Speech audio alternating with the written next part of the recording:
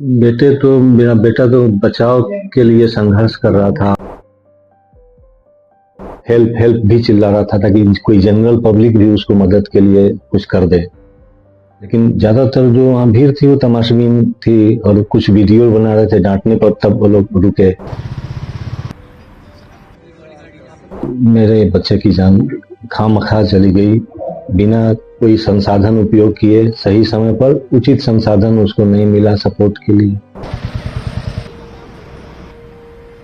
धुंध थी, clear visibility वहां नहीं नजर आ रही थी। तो मैंने बेटे को बोला कि तुम हो कहाँ, तो उसने एग्जैक्ट लोकेशन बताया अपना मोबाइल का टॉर्च ऑन करके। फिर वहां से एक हल्की रोशनी पता चली कि कहाँ पर है वो। मांग तो यही करेंगे कि उचित कार्रवाई हो और फर्दर कुछ न घटना घटे उसका पूरा वहां पर इंतजाम हो।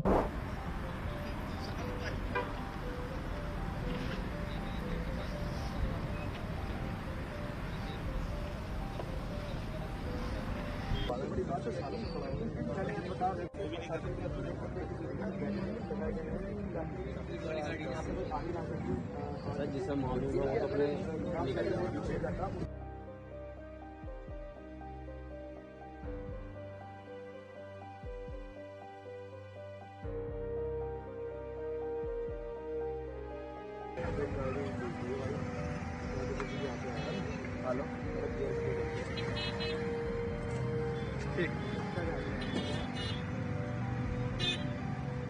क्या कुछ बात हुई थी आपकी, क्या घटना हुआ था?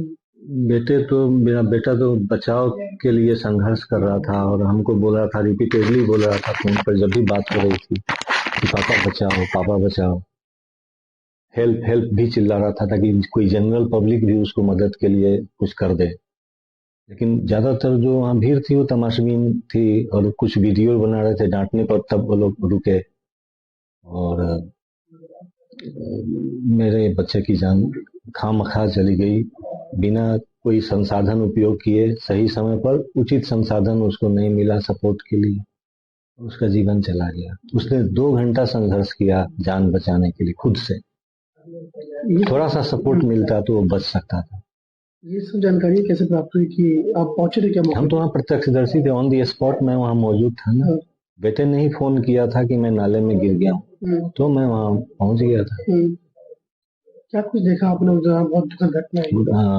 धुंध थी, क्लियर विजिबिलिटी वहां नहीं नजर आ रही थी। तो मैंने बेटे को बोला कि तुम हो कहाँ, तो उसने एग्जैक्ट लोकेशन बताया अपना मोबाइल का टॉर्च ऑन करके। फिर वहां से एक हल्की रोशनी पता चली कि कहाँ पर है वो।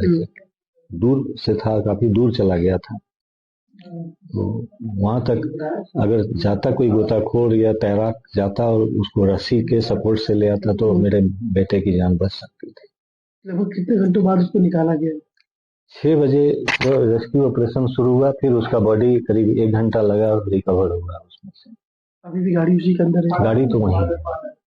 क्या क्या करते हैं आपके बेटे लगातार? क्या इधर से आना जाना है? मेरा बेटा गुड़गांव से आता जाता था। सर्विस थी वहाँ, जनहम्बी नामक कंपनी है, इंजीनियर है, बिग डेटा इंजीनियर है। 2-3 दिन घर से करता था वर्क फ्रॉम होम, बाकी ऑफिस जाता था।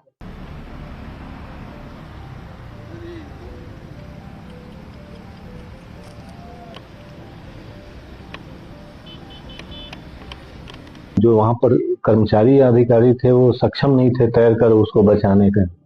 मतलब तैराकी नहीं था उनके पास या गोताखोर नहीं था। बोट का भी अभाव था, बोट भी नहीं था।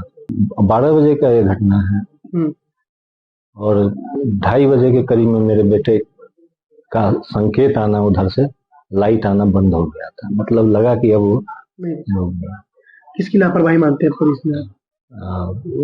अथॉरिटी की ही लापरवाही है कि उन लोगों ने पहला तो कि एक तो प्रिवेंटिव उपाय नहीं किया, जिससे कि कोई गाड़ी फर्दर वहां नाले में मूव नहीं कर सके। चूंकि कुछ ही दिन पहले ट्रक वाली घटना हुई थी, जो ट्रक उस बाउंड्री को तोड़ते हुए आगे बढ़ गया था, तो उसको भी बंद नहीं किया गया। रिफ्लेक्टर नहीं लगा था ताकि लोग सचेत हो जाए कि वहां नहीं जाए और सीधा राइट टर्न ले, क्योंकि सामने जाने का कोई तुक नहीं था और नाला वाला प्रश्न है पूरा। आप लोग शिकायत भी लिख के दिए? क्या कोई दिए? किसके खिलाफ दिए? अथॉरिटी के खिलाफ मैंने शिकायत दी है और वेल्डर के खिलाफ दी है। अब क्या मांग करेंगे सरकार से? मांग तो यही करेंगे कि उचित कार्रवाई हो और फर्दर कुछ न घटना घटे उसका पूरा वहाँ पर इंतजाम है।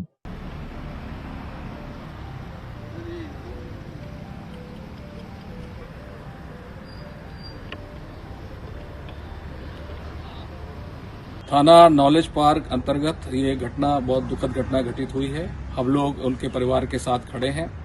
इस घटना में सूचना मिलते ही स्थानीय पुलिस द्वारा फायर ब्रिगेड को जोड़कर तत्परता से उसको बचाने के लिए सारे उपक्रम सुनिश्चित किए गए हैं।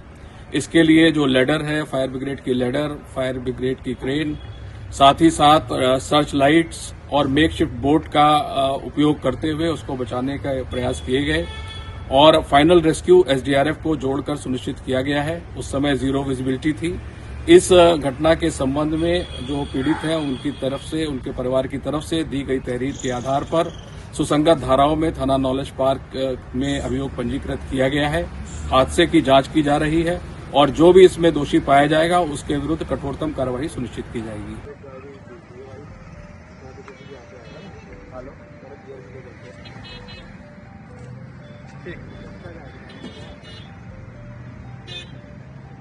ठीक है। लाइट